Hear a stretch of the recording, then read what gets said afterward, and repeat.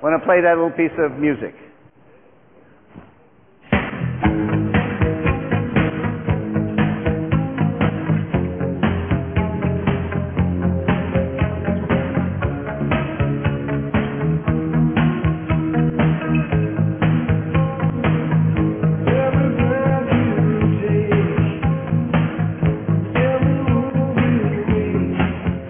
That's it, just every breath you take, and Astro Teller is the next speaker. And if you had a name like that, you have to do the work he does. Astro Teller. You can introduce all your other guys. Okay. Thanks, Richard. So as I'm getting started, let me introduce Chris Paccione, who will be one of the guinea pigs, as will Richard, in the talk that I'm going to give. Chris is one of the other founders of Body Media and is in charge of information, interaction design, and communication design for us. So what I'm going to talk about today is something that I'm really passionate about, our whole company is passionate about. I'm convinced that there is a specific thing that's going to change healthcare and public health, transform it in the next 2 decades. So I'm going to try to pass some of that passion along to you. I'd like to give you some details, some examples about the technology itself and about some of the information, just so you can see examples of that as well. And then give you some sort of teaser about where the field might be going and why this field, in my opinion, is going to make such a big impact in healthcare.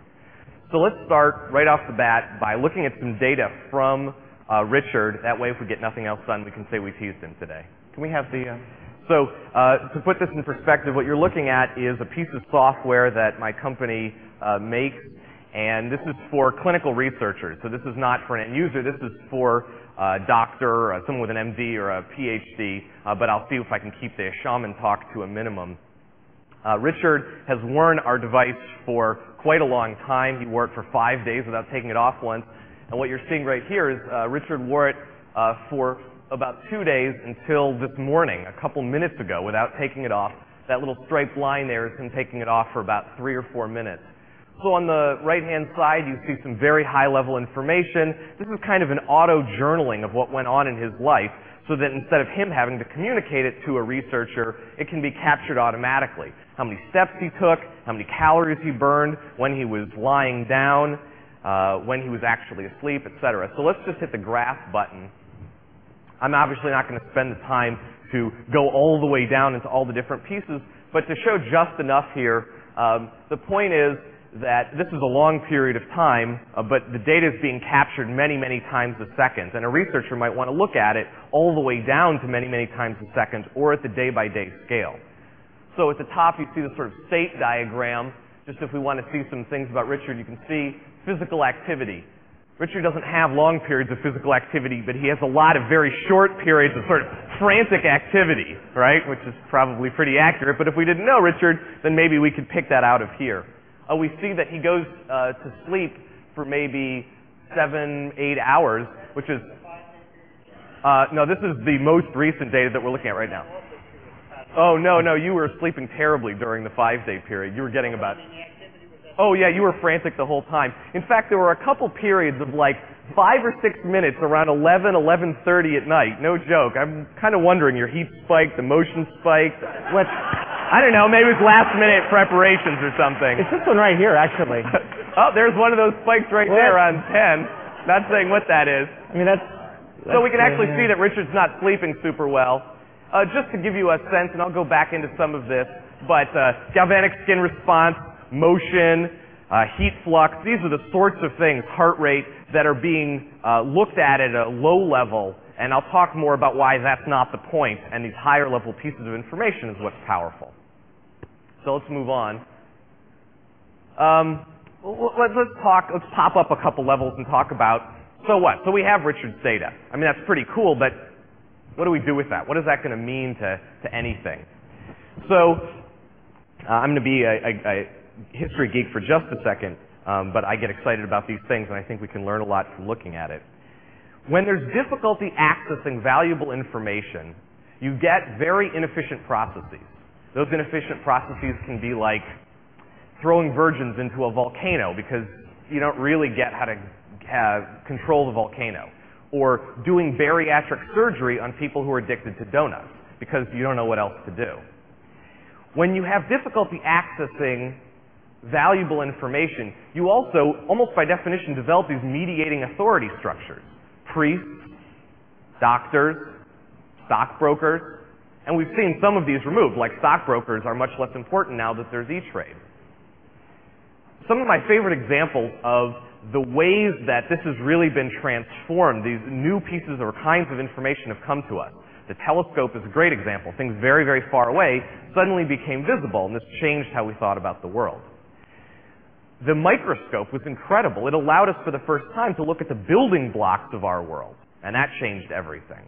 The telegraph is a cool one. It was the same information, but it took this time lag and made it go away, and that changed a lot of different industries. So, the big question is, what's the thing which is missing? If we could pick one thing which is missing in healthcare, what would that be? I would argue through the following. $1.5 trillion, the cost of healthcare in the United States last year. We know that about a third of it can be attributed to genetics, and about two-thirds has as its underlying cost people's behaviors. It's just a fact. We also know, and several speakers pointed this out very correctly yesterday, that despite lots of very smart people working extremely hard, all of the high-tech, high-cost medical advances of the last 100 years, all rolled together, have had really minimal impact on life expectancy and have had dramatic quality of life improvements only for a very small section of the population.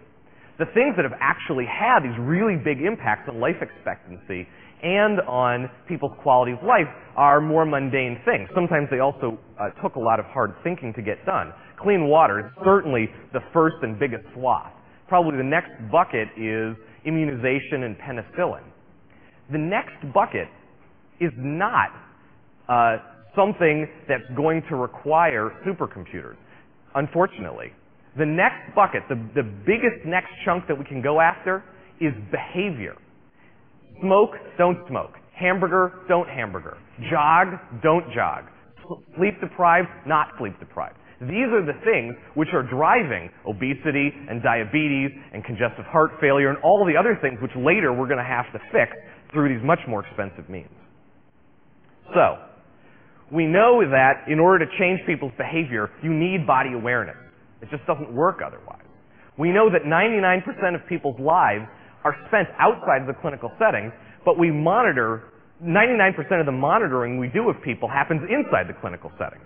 That disconnect isn't because people are dumb. It's because there's an information gap. We just don't know how to monitor them out in the real world. It's hard. So, my argument is, unobtrusive wearable body monitoring will be the microscope for public health and healthcare, and will transform those two in the next 2 decades. So, let me, an anecdote. When we were starting our company, we came into it really passionate about unobtrusive wearable body monitoring for the reasons that I've just described. And so we did what's natural, I suppose. We built a prototype. We went right to the source, to the heart, and we built this ECG vest that you could zip up. No electrode placement necessary, no skin preparation. We were very proud of it. And we took it to the people we thought would matter the most. We took it to the doctors. We took it to the venture capitalists. We took it to the end users, and we said, what do you think?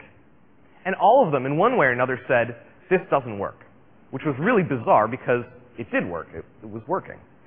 And it took us weeks to sort of retranslate that statement into, it doesn't matter that it works. What matters is that there's a context of use for the device. There's a context for understanding the information, no matter how accurate it is. You need the clinical protocols. You need people to understand, believe, and be comfortable with this. Who cares if you've made an electric car if there's nowhere to plug it in? Which was initially devastating to us, but ultimately I think was really the genesis of what we're doing today. Because our sort of comeback to these people was, okay, but look at all this incredible raw data. We can take this physiological movie of people in this incredibly unobtrusive way. What are you going to do with it? And the doctors would say, I don't know, nothing, I guess. We literally had cardiologists say that to us about this 12-lead ECG. They don't mean nothing. They mean they don't know. They haven't been thinking about it. It's not part of their world. You have to really help them along. The venture capitalist said, what are you, an IT company? A wireless company?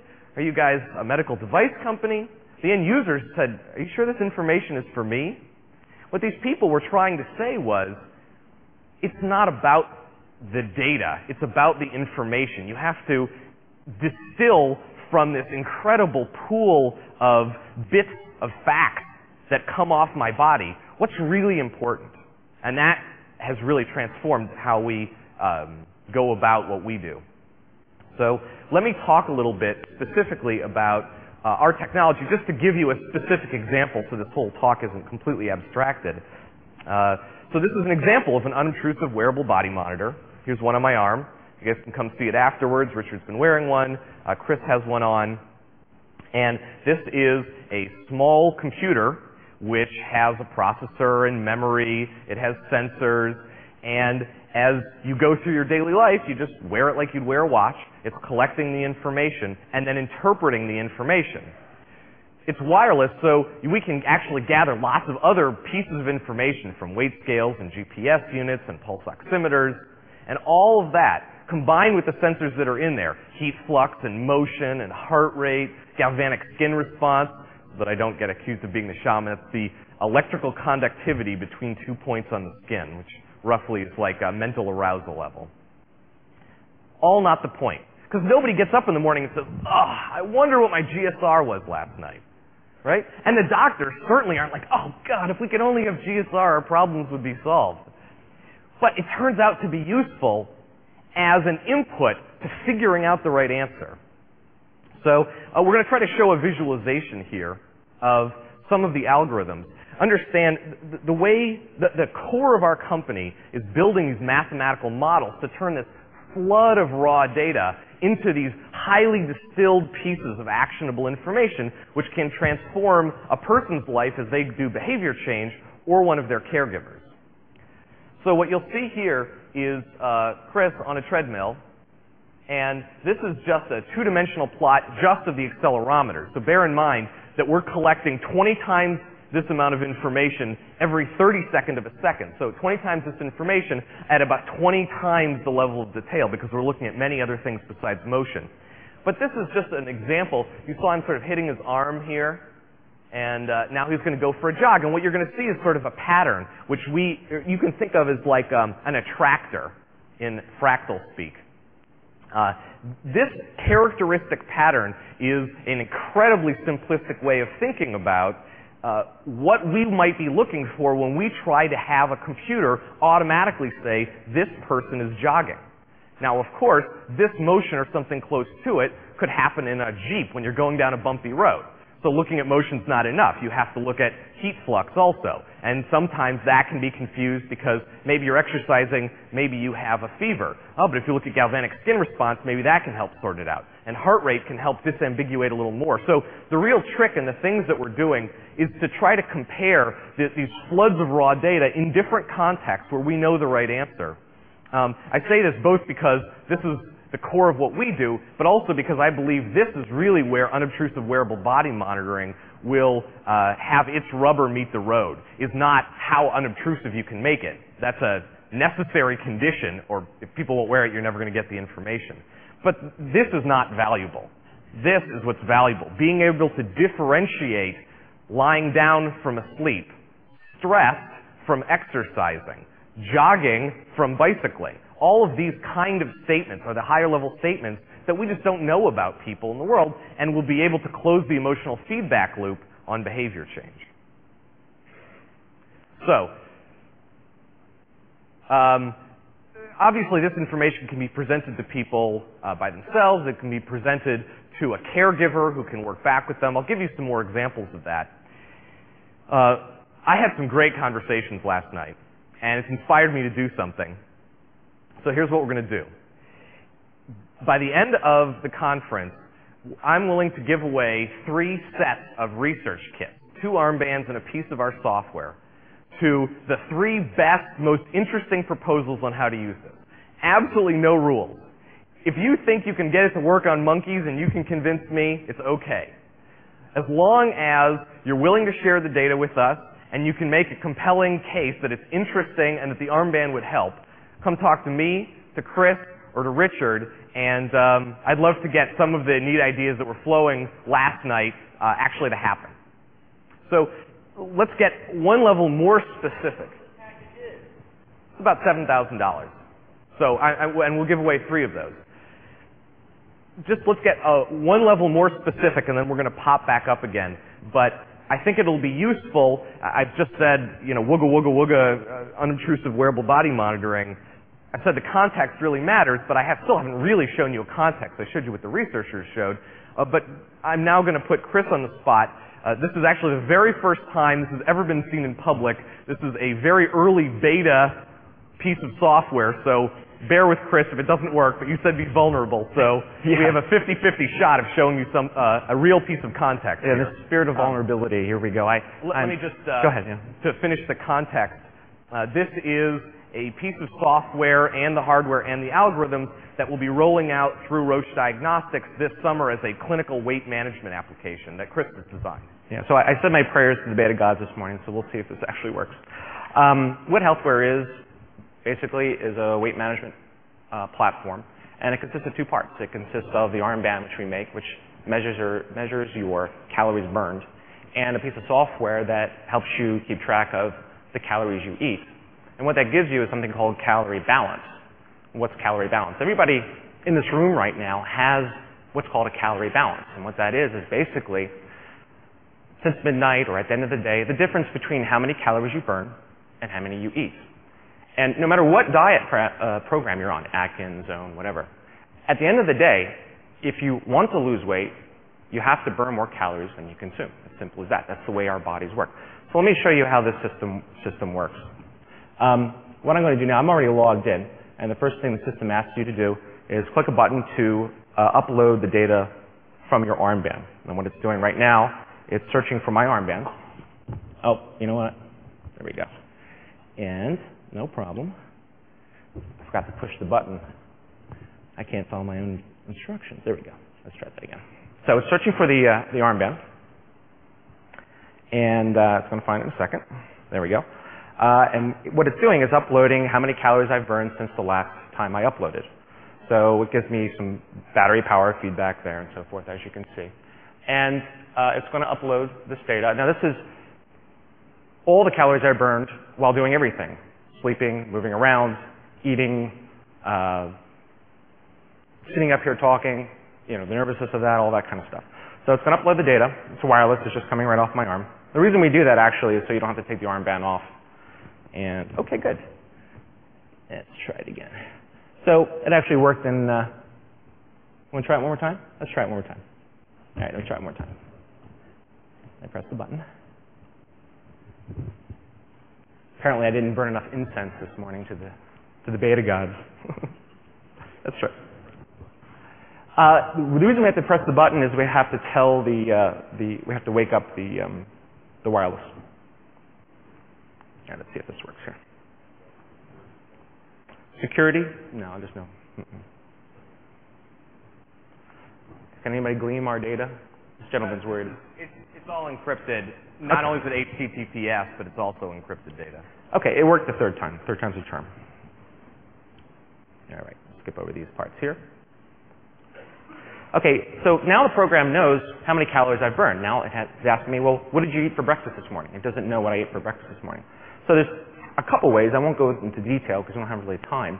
But the first way is I know I had low-fat milk this morning. David McCauley was sitting next to me, so he can verify this. I also had Post-Raisin Bran cereal is a frequent food, and the way the system works is a bit of AI built in. As you use the food, as you eat the food, it puts it in your frequent foods list. It turns out we only eat about 35 to 50 foods in a given time period, like a year. So to make the task of entering your food less onerous, we do that. So I can just click that button, I'm in. I also had some coffee, which I drink a lot too, and so forth. And there's other ways, like if I skip the meal, I can click there. If I eat the same thing as yesterday, I can click there. If I can't remember, we'll let you estimate it and so forth. If I didn't eat the meal yet, click that. So I hit that and finish. And that brings you to the sort of heart of the program, and I'll spend just a minute on this. There's a lot of features here I don't have time, and I'm sure you don't want to hear about today.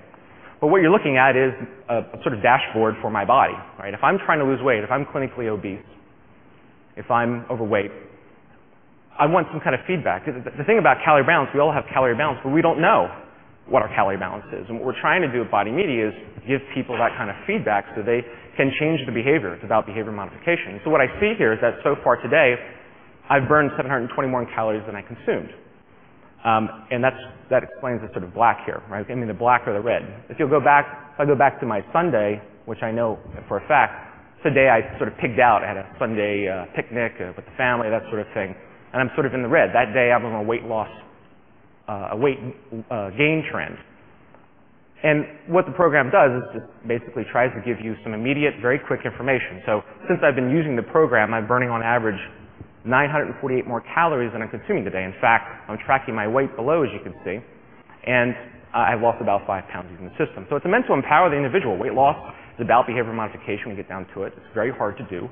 But this is meant to give people the kind of feedback they can, take charge of that, to give them more success. And again, it doesn't matter what kind of weight loss program you're on. It's sort of weight loss doesn't matter. So anyway, I could tell you more here, but I'm going to let Astro finish up. That's wonderful. Thank you, Chris. So this is an example of trying to put into context the information that we're collecting. And obviously this has tremendous public health implications since obesity is the public health epidemic right now. You will see 10 of these from us in the next 5 years in different fields as we roll it out, but you will see hundreds of these specialized from lots of companies that aren't Body Media. So my argument is not that we're going to do all of these things, but that we are part of a nascent field which is just sort of growing up now. And these kind of get the information, process the information, get that nugget of really useful stuff, put it in a context and make it available, low cost, highly accurate, highly unobtrusive, consumer friendly. If you can do those things, you will impact a tremendous number of fields. So let's look at the future a little bit. I'm going to cut that for just a minute. Well, it's all right. You can leave it there. The first issue is smaller, faster, cheaper. That's what everyone asks about this. Yeah, okay, smaller, faster, cheaper. Everyone's going to do that. That's a basic entry fee to participating in these games. The second question is, well, can you put it on places other than the upper arm? Yeah, it turns out there's some surprisingly compelling reasons to be on the upper arm, but we are looking at other places on the body, and I know other companies are looking at other places on the body as well. So I won't go into the details, but I think that's another fruitful area for exploration. Next obvious question is, what about new sensors? Absolutely. We're looking at acoustic sensors and GPS sensors, pulse oximeters embedded right in the armband, a variety of different things. But like I said before, that's not the point. What you collect isn't interesting. It's what you tell people that's relevant.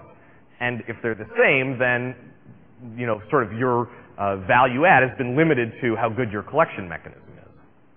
So, all right, then the next question is, okay, Astro, what will you and the rest of the industry be able to say in a couple of years? That's, you're saying, the big news. Well, I'll tell you the things I know that we could do, and we won't do all of them, but at least that we have anecdotal evidence for, so that you know somebody in our field is going to be doing it in the next couple of years. Heat stress, hydration, prediction of ovulation at least 12 hours ahead of time. We know that we can get a surprising amount of information around personal duress, which doesn't just mean you're dead. Hemorrhagic shock, which means you're bleeding, or anaphylactic shock, like you ate peanut butter and you're allergic to it. You fell down and you hit your head, sort of, help, I've fallen, I can't get up, and I can't push the button. Fatigue, stress, drowsiness, which incidentally can have implications in the transportation industry or other places that aren't even traditionally healthcare. And even these pieces of information by themselves are sort of pointless. The real issue is, where is it going to impact? So to show you really quickly, assisted living environments is an obvious one. You have this huge, rapidly growing population that doesn't want to be in assisted living environments, but the nurses there want to know how they're doing, their loved ones want to know how they're doing. There's an information gap, and it will be bridged by unobtrusive wearable body monitoring. Cardiac rehab or knee rehab, any kind of rehab, is the same basic thing. You're a physical therapist. I'm the patient. You know I'm not going to do what you tell me to do. That's why you keep dragging me back to the office. But it's a hassle for you. It's a hassle for me. I get better less quickly. If there was only a way for you to know how I was doing accurately, comprehensively, and objectively, you could harass me even when I wasn't there. I would get better faster. You would be giving better service. Healthcare costs would be lower. That information gap will be bridged by unobtrusive wearable body monitoring. The other places where this is going to play out are everything from transportation to sports, industrial health and safety, entertainment, weight management, sleep management. It's surprisingly hard to pick an area that this won't be impacted by. So just to kind of wrap things up, Zacharias Janssen invented the compound microscope, which is one of my personal favorite inventions, in 1595. And it didn't take long. The 1600s, the early 1600s, saw this incredible explosion of our understanding about the world and our control over the world. As soon as we started seeing those building blocks, everything changed. And I've painted this picture today of unobtrusive wearable body monitoring and how it's going to be so pervasive and change things. But we can no more predict what the impacts of day-to-day body knowledge will be once we all have this information, all our caregivers have this information, then the 16th century Dutch could have predicted all of the impacts and follow-on inventions of the compound microscope. That's okay. We don't need to know the exact impacts to know, just as people must have known as soon as they saw the microscope. In the same way, we can say, unobtrusive wearable body monitoring will be the tipping point for public health and healthcare that the compound microscope was for the scientific understanding of biology and disease. Thank you for listening. Thank you. That was good. I like that. I have to get it from you somehow.